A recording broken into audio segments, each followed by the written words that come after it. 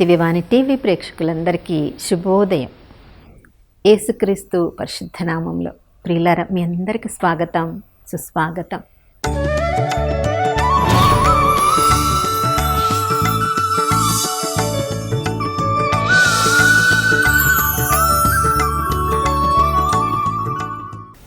గడిచిన కాలమంతా కంటికి రెప్పలా కాచుకున్న ఆ దేవాతి దేవునికి పూర్ణ హృదయంతో, పూర్ణాత్మతో, పూర్ణ శక్తితో వందనాలు తెలియచేద్దాం. ఈ నూతన ఉదయంలో కూడా దేవుని ప్రేమ తరిగిపోలేదు, ఆయన కరుణ సమసిపోలేదు. ప్రతి ఉదయం లాగానే ఈ నూతన ఉదయంలో కూడా ఆయన ప్రేమ, కరుణ, కటాక్షము మనందరిపై కుమ్మరించారు. నమ్మదగిన దేవుని ప్రేమ, విశ్వసనీయుడైన దేవుని ప్రేమ, ఈ లోకము గతించిపోయినా కూడా ఆయన ప్రేమ మాత్రము స్థిరముగా ఉండును. ఆయన తన కృపను చూపుట ఎప్పుడు కూడా మారడు. ప్రియులారా, ఈరోజు మనం సజీవుల లెక్కలో ఉన్నామంటే అది కేవలము దేవుని కృప ద్వారానే.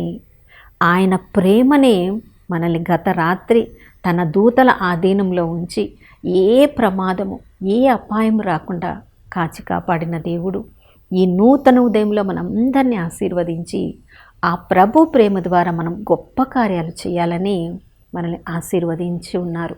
మరి అంత గొప్ప దేవుని ఎంతగా మనము ప్రేమించాలి, ఆరాధించాలి, ఘనపరచాలి. ప్రియులారా, ఎప్పుడెప్పుడు మనకి ఎవరైనా కొంచెం సహాయం చేసిన వాళ్ళు గుర్తుకు వస్తే, దేవా వాళ్ళని బట్టి నీకు స్తోత్రం. ప్రియులారా, మరి సర్వ సృష్టికర్త అయిన దేవుడు ప్రతిరోజు ప్రతి క్షణము ఎంతగా ఆయన ప్రేమ, ఆయన కరుణ, ఆయన సహాయము, ఆయన కృప మనల్ని ఆదుకొనకపోతే ఒక్క నిమిషమైనా బ్రతికి ఉండగలమా? మన సొంత శక్తి ద్వారా ఏదైనా సాధించగలమా? మన ద్వారా ఏదైనా మంచి కార్యం ఈ లోకంలో జరుగుతుందంటే, ప్రియులారా, మనము ఆరోగ్యవంతులుగా ఈ లోకంలో జీవించగలుగుతూ ఉన్నామంటే అది కేవలము దేవుని మంచితనము ద్వారానే. మరి ఎంత మంచి ఉపకారములను దేవుని దగ్గర నుంచి పొంది వాటిని అన్నీ అనుభవిస్తూ ఉన్నప్పుడు ఆ దేవుని ఎంతగా మనము గుర్తు చేసుకోవాలి, ఆ దేవునికి ఎంతగా మహిమ గీతాలు పాడాలి. అదే 100వ కీర్తన 1వ వచనంలో 4వ వచనంలో కీర్తనకారుడు అంటున్నాడు, విశ్వదాత్రి ప్రభువునకు జేకొట్టుము, ఆనంద గీతములతో ఆయన సన్నిధిలోనికి రమ్ము, కృతజ్ఞతాస్థుతులతో, స్తోత్రములతో ఆనంద గీతములను పాడుకుంటూ ఆ ప్రభు యొక్క మందిర ద్వారమును ప్రవేశింపుము. ప్రియులారా, మనమే దేవుని ఆలయం అయినప్పుడు ఎప్పుడెప్పుడు ఆ ప్రభుని మనం స్మరించుకుంటున్నామో ఆనంద గీతములతో, స్తుతులతో, స్తోత్రములతో ఆ ప్రభువునకు మనము వందనములు చెప్పాలి. ప్రభు అందరికీ సహాయం చేశారు, కానీ వాళ్ళు వెళ్ళే మార్గంలో వాళ్ళు స్వస్థత పొందారు కుష్ఠరోగం నుంచి అని అందరు గమనించి ఉండవచ్చు. కానీ తిరిగి వచ్చి ప్రభువునకు కృతజ్ఞతలు తెలిపింది మాత్రము ఆ 10 మందిలో ఒకే ఒక్కడు. ప్రియులారా, ఆ 10 మందిలాగా ప్రతిరోజు ఎన్నో అవసరములతో ప్రభు సన్నిధిలోనికి మనం వెళ్తున్నాం. స్తుతులతో, స్తోత్రములతో, వందనములతో వెళ్తున్నామా? ఆ ప్రభు కృప వలన ఎన్నో ఆశీర్వాదములను పొందుతున్నాం. వాటిని మనం అనుభవించిన తర్వాత, గుర్తించిన తర్వాత తిరిగి ఆ దేవునకు స్తుతులు, స్తోత్రములు తెలియచేయడానికి మరలా పరుగున దేవాలయంలోకి వెళ్తున్నామా? లూకా సువార్త 18వ అధ్యాయంలో మనం చదువుతున్నాం. ఎరుకో రోడ్డు ప్రక్కన కూర్చున్న ఆ గుడ్డివాడు, అయ్యో ఎంతోమంది ఎంతో జీవితమును ఆనందిస్తున్నారు, సంతోషంగా ఉన్నారు, నా జీవితంలో నేను కోల్పోయిన ఈ వెలుగు, ఈ కాంతి ఎప్పుడు నాకు తిరిగి వస్తుందోనని తన అంధకారమయ జీవితమును తలంచుకుంటూ ఎన్నో నిట్టూర్పులు విడిచి ఉంటాడు.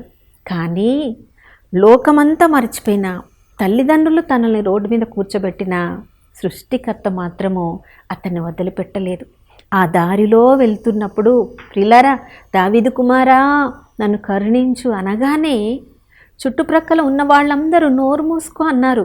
కానీ ఆ ప్రభు యొక్క ప్రేమగల హృదయము, అతన్ని నా దగ్గరకు తీసుకొని రండి అనగానే ప్రియులారా, అతడు తన ఆ అడుక్కునే ఆ వస్తువులను అన్నిటినీ తన గుర్తింపును వదిలేసి ప్రభు దగ్గరికి విశ్వాసంతో పరిగెత్తినప్పుడు, అతని విశ్వాసాన్ని గమనించిన దేవుడు దృష్టి దానము చేసినప్పుడు ప్రియులారా, ఎంతగా ప్రభుని స్తుతించాడో, స్తోత్రించాడో, ఎంతగా పెద్ద పెద్దగా ఆనందనాదములు చేసి ఉంటాడో.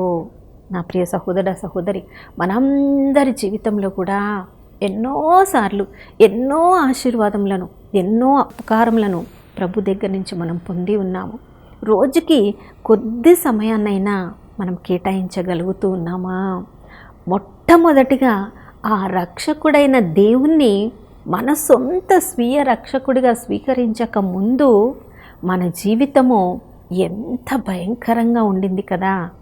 దేవుడు మనల్ని అలాగనే వదిలివేసి ఉండుంటే ఇంకా ఎన్ని బంధనాలలో మనం బంధింపబడి ఎంత కన్నీరు కారుస్తూ నిట్టూర్పులు విడుస్తూ ఉండేవాళ్ళము.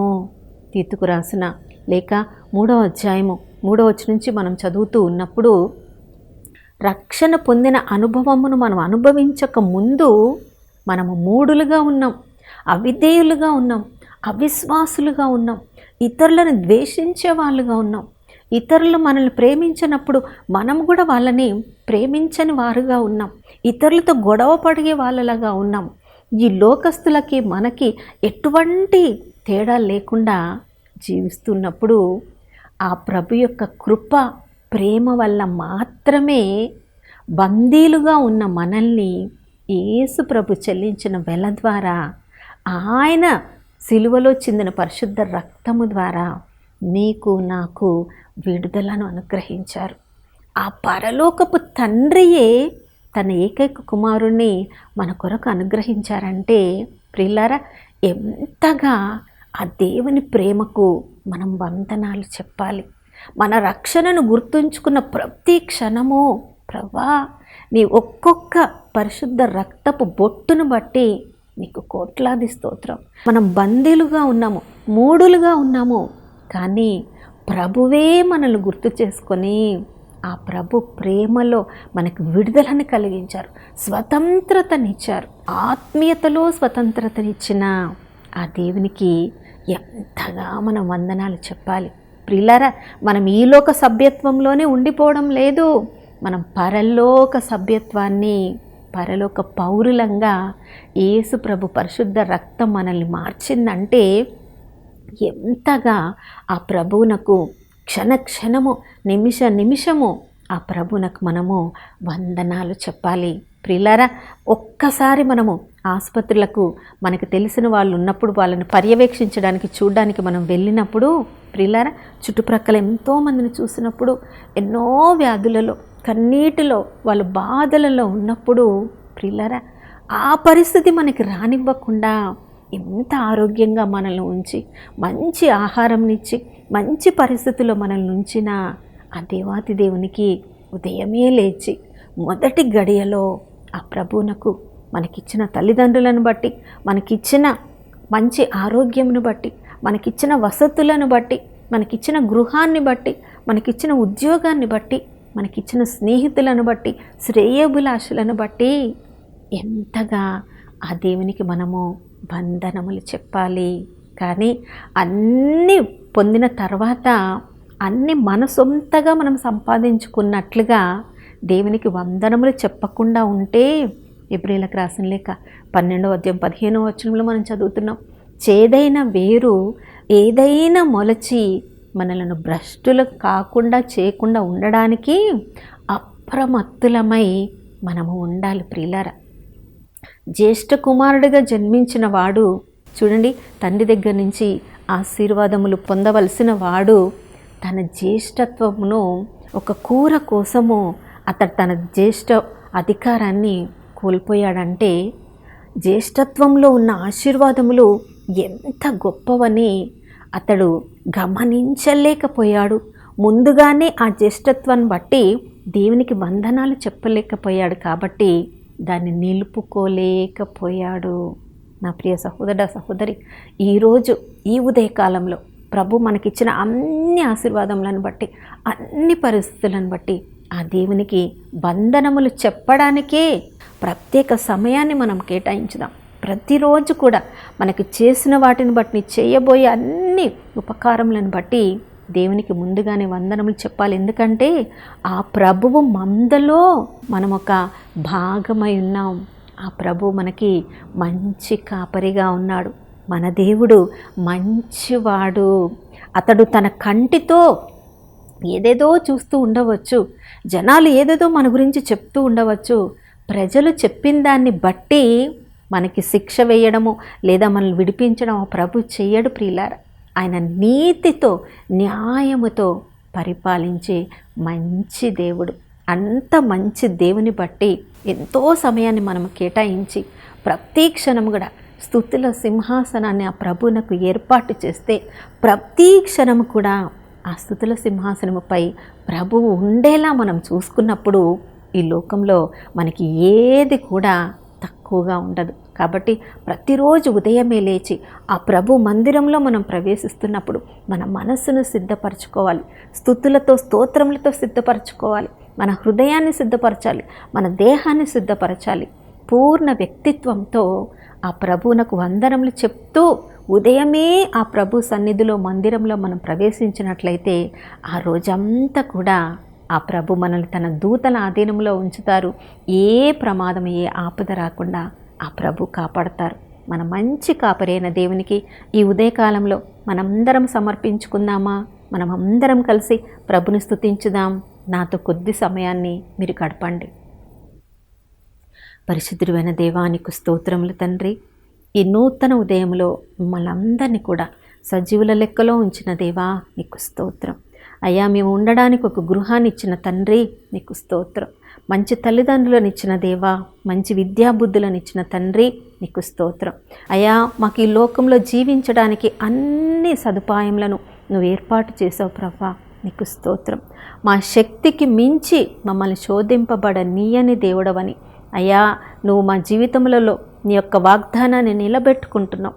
కొన్నిసార్లు అయ్యా మేము తట్టుకోలేని శ్రమలని మేము అనుకుంటూ ఉన్నప్పుడు కూడా ప్రభా దాని నుంచి బయటపడే మార్గమును మీరు చూపిస్తూ ఉన్నారు ప్రభా, మీకు స్తోత్రం.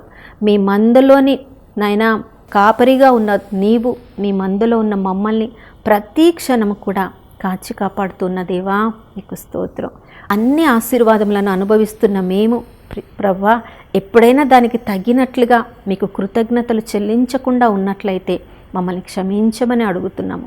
ప్రతి క్షణము కూడా మీకు వందనములతో, స్తుతులతో, స్తోత్రములతో నాయనా మా నోటి నాయనా పెదవులు ఎప్పుడు కూడా మా జీవ బలిని అర్పిస్తూ నాయనా మీ సన్నిధిలో మేము జీవించడానికి కృపను అనుగ్రహించమని యేసయ్య పరిశుద్ధ నామములో అడిగి వేడుకొనుచున్నాము తండ్రి, ఆమేన్. ప్రియులారా, ప్రతి క్షణము కూడా మన పెదవులు ఆ ప్రభు నామాన్ని స్మరిస్తూ ఉండాలి. ఆ ప్రభునకు వందనములు తెలియజేస్తూ ఉండాలి. ఎంత ఎక్కువగా ఆ ప్రభునకు వందనములు అర్పిస్తామో అంత స్తుతుల సింహాసనాన్ని మనం ఏర్పాటు చేసినప్పుడు ఆ ప్రభువే స్వయంగా ఆసీనుడైతే ఇక ప్రభువు మన పక్షమున ఉండగా మనకి విరోధి ఎవరు? కాబట్టి ఆ ప్రభు సన్నిధిలో ఈరోజు అంతా స్తుతులతో, స్తోత్రములతో ఆనందంగా జీవించుదాం. మరొక నూతన శుభోదయంలో మనం అందరం కలుసుకునే వరకు దివ్యవాణి టీవీని వీక్షిస్తూ ఉందాం. ఇమ్మానుయేలు ప్రభు మనతో ఉన్నారు.